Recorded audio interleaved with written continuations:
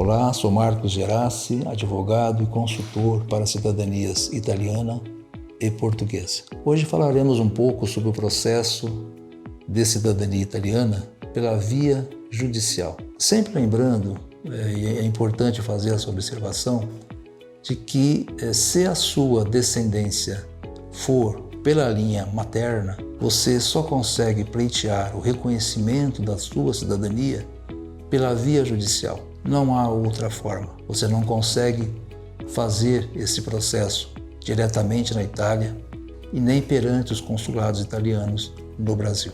É uma questão legal. Então, se eu ouvir dizer, se alguém te falar que você, ainda que seja pela linha materna, consegue fazer o seu processo diretamente na Itália ou consegue fazer o seu processo perante o consulado italiano no Brasil, não é verdade. A linha materna só pode ser pleiteada perante o Poder Judiciário italiano. Quando a linha de descendência é paterna, você pode sim fazer o teu processo diretamente na Itália, fazer o teu processo perante os consulados italianos no Brasil ou perante o Poder Judiciário italiano. As argumentações jurídicas referentes à cidadania italiana, linha materna, e à cidadania, linha paterna, são diferentes. Mas é possível, então, tanto a linha materna quanto a linha paterna, ser pleiteado. O seu processo de cidadania pode ser feito perante o Poder Judiciário italiano. Como eu disse em vídeos anteriores, a nossa especialidade é o processo judicial de reconhecimento da cidadania, quer seja pela linha materna, quer seja pela linha paterna. Ok? Se você tiver interesse e quiser saber um pouco mais, assista aos nossos vídeos anteriores. Nós falamos bastante sobre os documentos necessários, identificações de documentos, quando que isso é preciso, não, as dificuldades que a gente encontra.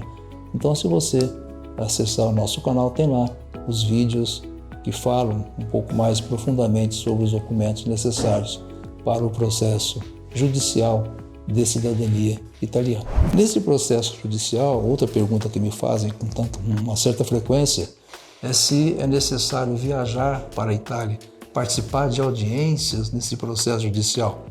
Não, não é necessário que o pretendente esteja na Itália, viaje para a Itália, participe de audiências no processo. Não é necessário, porque para isso os pretendentes ou pretendente, pode ser uma família inteira até, no mesmo processo, nomeiam os advogados italianos, que são os meus parceiros na Itália, e eles entram com ação de reconhecimento da sua cidadania italiana lá no Poder Judiciário italiano. Então não é necessário que o pretendente viaje até a Itália. Ele simplesmente nomeia, outorga a procuração. Faz parte dos documentos, a procuração, autorizando os advogados, então, habilitados na Itália, para que entre com o processo lá. E às vezes as pessoas confundem, mas o processo é aqui no Brasil, o processo é na Itália. O processo judicial é na Itália, ele tramita na Itália, ok?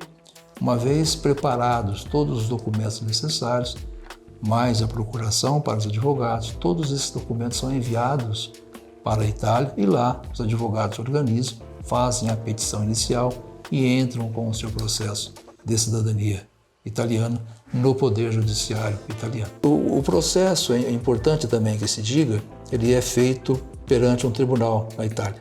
O tribunal competente para receber e para julgar esse seu pedido de reconhecimento da cidadania italiana é aquele que está na região de nascimento do antepassado italiano. Então hoje nós temos muitos tribunais.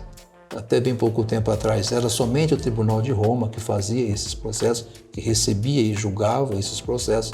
Agora nós temos os tribunais das províncias que também são competentes para receber e julgar o processo de reconhecimento da cidadania italiana. Importante lembrar também que o tempo de duração desse processo vai depender exatamente do tribunal, de como está aquele tribunal. Está com muitos processos, está com pouco. O tempo vai passando e, obviamente, os tribunais vão ficando mais volume de processos dessa natureza, porque a procura pela via judicial é muito grande. Primeiro, porque é mais em conta, economicamente falando, financeiramente falando. E segundo, porque há essa comodidade de não precisar viajar para a Itália. E você acompanha todo o andamento do processo aqui no Brasil, de onde você estiver, em qualquer lugar do mundo, através de aplicativos do Poder Judiciário Italiano que eu forneço até para os clientes, para que eles possam também, junto comigo, acompanhar o andamento do processo lá na Itália.